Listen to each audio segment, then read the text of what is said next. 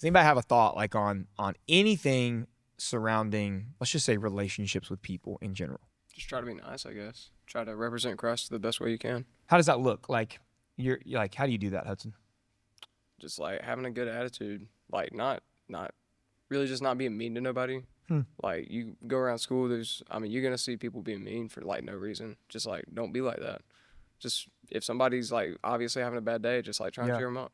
So y'all actually like, is that something you encounter at your school or your environment where you're with people? Like you see people be mean to people? Like, is that a real thing? For me, I'd say like mainly like at work and at volleyball. Volleyball, pretty much everybody's nice to each other. But definitely at work, it's kind of like if this person's having a bad day, everybody acknowledges it because there's literally like 5 to 6 people to a shift, and the manager usually is like, okay, like I'm just gonna give you the easiest job just because you've had a bad day.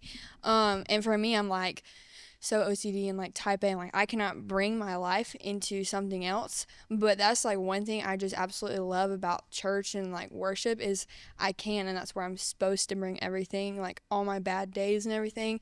Like that's where I can lay them at the feet of Jesus. And so going back to like the relationship thing, but I just think I just see that at work a lot, and like they just kind of get the easy way out. And for me, I'm just like, I don't really love that, but for unbelievers, that is like a good cop out, I guess, if that makes any sense. I would say just like when you are going into something, it's just like connecting with people, you're talking with them, you're finding something similar, just, trying to find some, similar base, just connecting with them, getting to know them. What are some of the best ways to connect with people that you found? Have fun.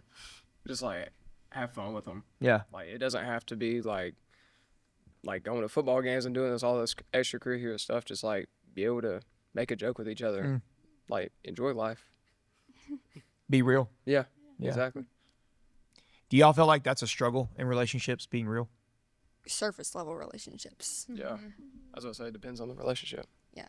Like me and Hudson aren't best friends, but like we're like acquaintances, but I wouldn't like tell him everything that happened to me this week, Sorry, Hudson. No, I definitely would not. But okay, so hold on. Let's define being real. All right, Emmy. I think it's more of, being honest. Like when somebody asks you like how you are, if you're not good, you don't say like you're great or fine or whatever. I don't know. I just feel like that's kind of like makes it surface level for sure. That's definitely like the line of like real relationship and like surface level, like, oh, I'm fine. And then like the person you're actually really close with, you're like, been having this really bad day, and you can like get into the details and things like that. How many of you would say you've had what you would define as a toxic relationship before in your life, like any kind of relationship? How would you define a toxic, Brayden, how would you define that? Someone who brings negative energy into the mix. Ooh.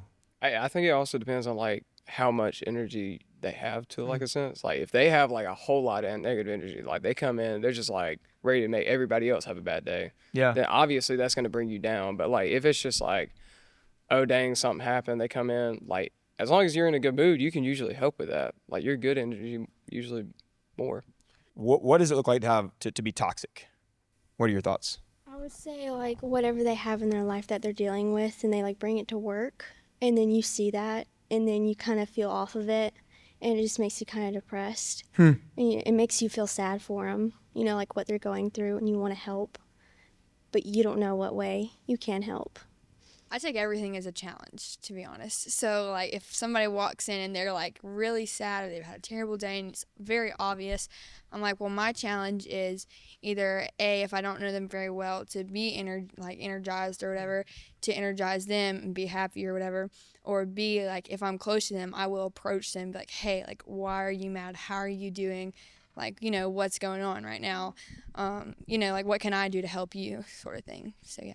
I would just say, like, when I was thinking of like a toxic person, like someone who's taking more than they're giving, like a one-sided relationship kind of thing. Building on to what she was saying with the one-sided thing, I feel like it gets to a point where you're just searching for an answer of why this is happening to you and just why you're in a neglectful environment.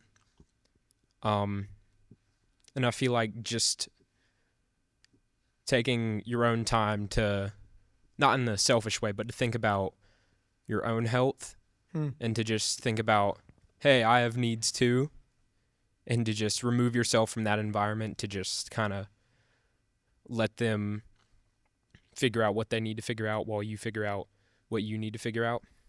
Yeah, I agree. It's kind of like when you're making the relationship all about you. Like it's all about me and all about what I need and what I want, and not paying them as much attention to the other person and just taking and taking kind of thing. Anybody want to share a personal, just without names or anything that's maybe super personal, but like anything, any example of like a relationship that turned toxic